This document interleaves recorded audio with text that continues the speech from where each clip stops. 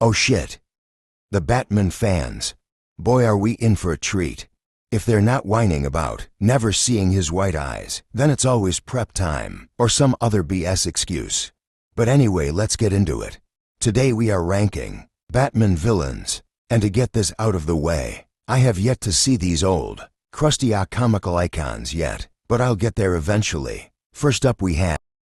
Need I say more? I most definitely do not have to explain myself on this one, but for Heath's sake I will. This character was already so menacing and demented, but somehow Heath multiplied that and scared the living shit out of me as a child. I kid you not, this motherfucker was in my nightmares so much, I used to force myself to pull all-nighters so that I could stop getting disturbed by him in my sleep. My ass be pulling up to school looking like this before my PTSD hits me again. Let's move on. I have to watch my words so that I don't get cancelled, but in a kid-friendly way of saying this, she doesn't need to blow that love dust on me. Unless she wants to. Anyway, before I drool everywhere, I gotta rank her first, and she's going in D. I'm sorry, Pookie, it wasn't your fault. It was that god-awful script that they gave you. But besides that, which severely affected this placement, Uma was still an amazing cast and played the part as well as she could have given the absolutely atrocious writing. Please ruin my life. I'm sorry, where were we? Oh right, next. I mean, he had like 3 minutes total of screen time, so I'm not gonna dive deep into it, but from what I saw he was okay. C tier. Next up, Mr. Freeze. Oh boy, a lot of people do you cold. But you know what, my little snowflake, I say ignore the haters, because I'll be damned if I sat here and said you weren't a damn good Victor Freeze. And yeah, Arnold's Mr. Freeze was definitely corny and bad, but those blue lights on his suit are so damn nostalgic for me. So with all that being said, Freeze barely gets C tier. Alright, who's up next? Me out of that. I love me a bad kitty. All simping aside, and Hathaway is a great actor and definitely did Catwoman right, but I feel like they could have done more with her character than they did. Maybe I'm just nitpicking, because I would do anything for Anne. Anything. Damn that I'm simping again. Before I start crying at the fact that I'll never find a woman as perfect as her, we're gonna move on. Or at least try to. Now we have Max Shreck. I'll put him in D, I guess. Not too much to care about with him. I do think Christopher Walken did pretty decent for what he was given. He just doesn't really feel like a villain, and not very memorable for me. Next up we have...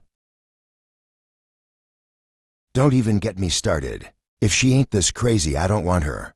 I recently watched Batman Returns, and to be honest, I hated it, and I'm a huge Tim Burton fan. But you could have convinced me that a fucking infant wrote this script, and I easily would have believed you. A lot like Poison Ivy, the writing is gonna affect this rating, but luckily it's not as bad in this one as it is for this one. So with that being said, she gets C tier. Next we have Ra's al Ghul, and oh, I'm gonna say it, he's S tier. I actually don't know if this is a hot take, but I don't care, because this is a damn good live-action villain that Liam Neeson perfected. A lot like Heath's Joker. He shows he doesn't need superpowers to beat Bruce. He just needs to get in his head. Plus, Ra's taught him everything he knows, so it just makes it that more tough to beat him. Amazing villain, and easily goes in S for me. Next we have this goofball, Jim Carrey's Riddler. And honestly, I love this interpretation. It might be because I'm severely biased for Jim, or because all the green is very nostalgic. But I think he did very well for what he was given, and he was definitely the shining star of the movie. One of my only problems was that he was a little too much like the Joker. But I still think he made it work. It's just another case of the bad writing's disease.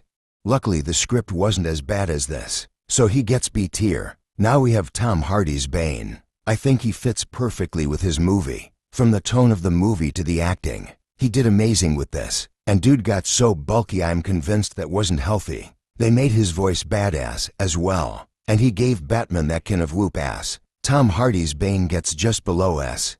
Now we have to face, and oh my, is he an amazing villain. This dude has one of the most iconic lines in all of cinema. You either die a hero, or you live long enough to see yourself become the villain.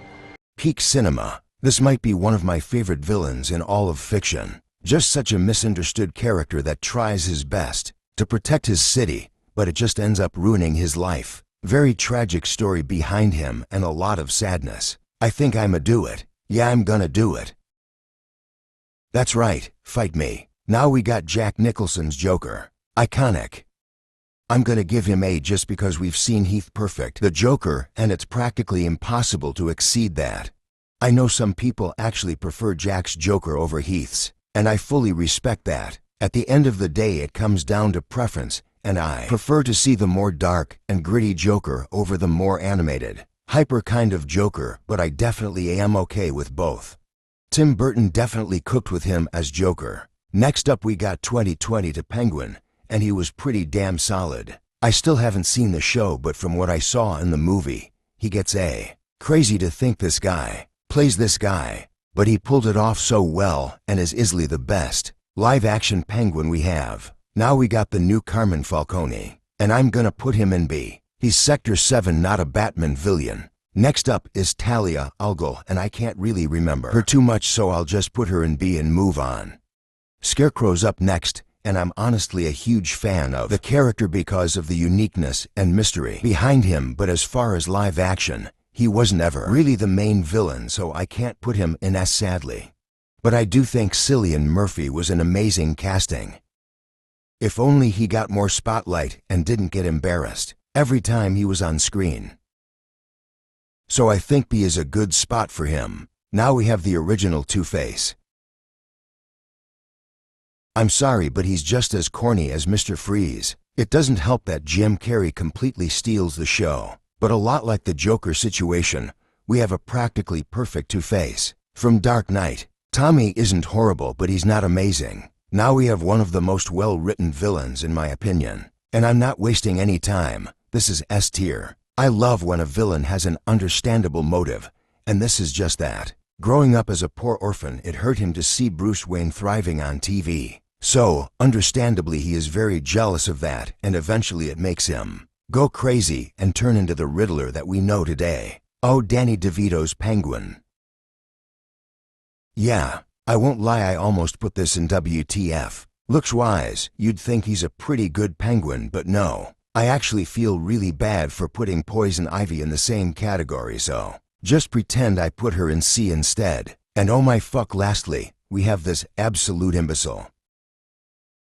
Yeah, I don't think anyone's wondering why he's there. They butchered this character harder than a damn pig. He's such an embarrassment to this fucking franchise. I genuinely can't stand the sight of this roid rage beta bitch. I would rather watch a 10-hour FNAF jumpscare compilation than even think about this pathetic excuse for another second. Anyway, before I pop a blood vessel, make sure you like and subscribe if you enjoyed the vid, and feel free to leave a recommendation on what tier list I should do next. And as always, make sure you're not like this motherfucker.